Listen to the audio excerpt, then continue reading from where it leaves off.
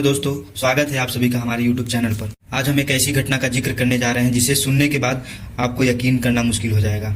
ऐसा क्यों है? अक्सर हमें जिस समाज के द्वारा बड़ा किया गया है वहाँ ऐसा माना गया है कि पुत्र कुपुत्र हो सकता है लेकिन माता कुमाता नहीं। एक माँ द्वारा जो अपने बेटे के प्रति प्यार होता है वो निस्वार्थ भाव से किया जाता है। ऐसी स्थिति में एक ऐसी घटना जिसे सुनकर यकीन ही नहीं हो रहा था कि क्या ऐसा संभव है कि एक माँ एक 4 साल की अपने बेटे की हत्या कर दे और बड़े आराम से ही अपने डेस्टिनेशन पे रवाना हो। यह घटना जिसने भी सुनी वह हैरान रह गया सुनकर। एक सवाल रह रह के दिमाग में आ रहा था कि ऐसा करने वालों के मन में आफ्टर ऑल होता क्या है, क्योंकि हर एक क्रिमिनल की अपनी एक साइकोलॉजी होती है। तो आज आप समझेंगे कि इस तरह के क्राइम करने वाला एक माता अपने बच्चों के लिए भूखी प्यासी रहती है हमेशा कि अपने बच्चों पर आंच नहीं आने देगी। एक माता जो अपने बच्चों के लिए पूरी दुनिया से संघर्ष कर जाती है वो कैसे ऐसा कर सकती है। आज का वीडियो इस विषय पर प्रकाश डालेगा। ये जो फोटो आपको दिखाई दे रही है इसमें जो महिला है उसका नाम सूचना है और उसका बेटा एक गोदी में है। ये जो महिला आप देख रहे हैं ये अपने बच्चे का गला घोटकर हत्या कर देती है। यह खबर बाहर आते ही सभी न्यूज चैनलों में खलबली मच जाती है। सुर्खी बनती है कि जो एक पढ़ी लिखी महिला जो एक IT कंपनी की CEO एंड फाउंडर है उसके द्वारा गोवा में अपने बेटे की हत्या की गई।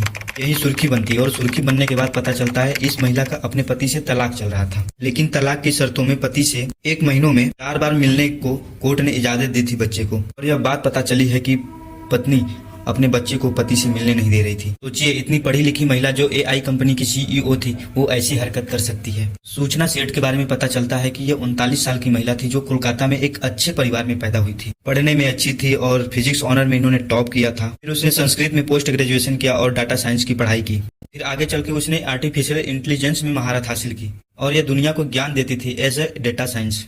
आखिरकार इसकी लाइफ में ऐसी क्या घटना घटी जिसके कारण इसने ऐसा कदम उठाया। इस महिला के पति जिनका नाम है वेंकट रमन, यह केरल के रहने वाले हैं। 2010 में इन दोनों की बेंगलुरु में मुलाकात होती है। दोनों में मुलाकात हुई, दोनों में प्यार हुआ और दोनों की शादी हो गई। शादी होने के बाद सब कुछ सही चल रहा था 2019 में, जब तक कोरोना नहीं आया था। और 2019 में इनके एक बेटा पैदा होता है। उसके बाद 2021 में कोरोना काल आता है और उसी में कईयों के रिश्ते बने भी हैं, बिगड़े भी हैं और उसी में इनका भी रिश्ता बिगड़ता है। और इन दोनों के बीच इतने रिश्ते खराब हुए कि 2021 में सूचना ने अलग होने का फैसला कर लिया। सूचना ने अपने बेटे पर और अपने ऊपर मारपीट का आरोप लगाया अपने पति के ऊपर। इसके बावजूद भी वेंकट अपने बेटे से मिलने जाया करते थे, लेकिन सूचना अपने बेटे से पति से मिलने नहीं देती थी और यह बात कोर्ट में पहुंच गई।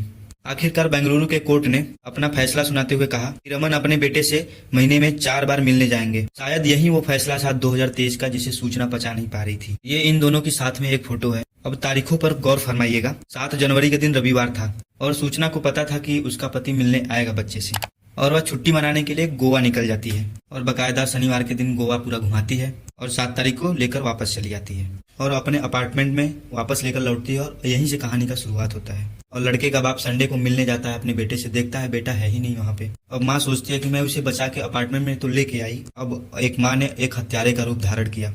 पुलिस के मुताबिक रात में उसने अपने बच्चे को लोरी सुनाई और लोरी सुनाने के बाद उसने अपने बच्चे को कप सिरप पिलाया। होटल के स्टाफ से 2 कप सिरप मंगाया और दोनों बच्चे को पिला दिया। अब माँ ने एक हत्यारन का रूप धारण किया और अपने बच्चे का गला घोटकर उसकी हत्या कर दी। हत्या करने के बाद भी महिला ने कोई रिएक्शन नहीं दिया। अब हत्या करने के बाद रात 11:30 बजे अपने रिसेप्शन को फोन करती है और बोलती है कि हमें अभी बेंगलोर जाना है। वो फोन करके बोलती है हमें एक टैक्सी चाहिए। स्टाफ बोलता है मैडम से, मैडम बहुत टाइम लग जाएगा टैक्सी से, आप जहाज से चले जाइए। उसने बोला नहीं, हमें टैक्सी से ही जाना है। महिला का ऐसा रिएक्शन देख के स्टाफ ने सोचा कि कुछ तो गड़बड़ है दया और स्टाफ ने एक इनोवा गाड़ी मंगाई और किराया 30,000 रखा। ड्राइवर ने कहा हमारे साथ एक अटेंडेंट और जाएगा और महिला इनोवा गाड़ी के अंदर एक बड़े से सूटकेस में बच्चे की डेड बॉडी भर के इनोवा गाड़ी में रखवाती है। और ड्राइवर पूछता है कहीं मैम इसमें शराब वराब तो नहीं है? मैडम बोलती है नहीं, बस मेरा कुछ जरूरी सामान है इसमें। उस समय भी डाउट होता है कि ये आई थी बच्चे के साथ अकेले जा रही हैं। अब वहाँ से खलासी और ड्राइवर साथ में निकलते हैं। अब जो है सुबह हो जाती है और स्टाफ आता है रूम की सफाई करने और देखता है कि खून की बूंदें गिरी हुई है और स्टाफ जो है कि कॉल करता है पुलिस को। पुलिस जो है कि तत्काल प्रभाव से एक्शन लेती है और कॉल करती है टैक्सी ड्राइवर को। अब यहाँ से टैक्सी ड्राइवर की सूझबूझ शुरू होती है।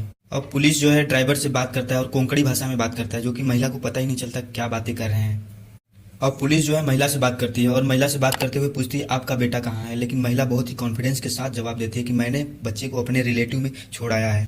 लेकिन पुलिस तब भी नहीं रुकती। अब पुलिस ड्राइवर से बात करती है और कहती है कि अपने नजदीकी पुलिस स्टेशन पे लेके जाओ अपनी गाड़ी। और ड्राइवर एक नजदीकी पुलिस स्टेशन पे अपनी गाड़ी लेके जाता है।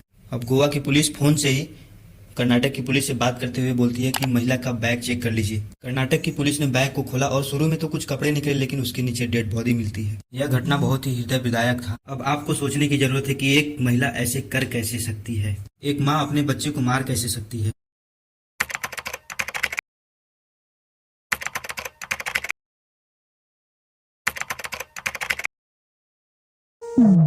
You call me a saint, but you know I'm a stranger, a willing and able.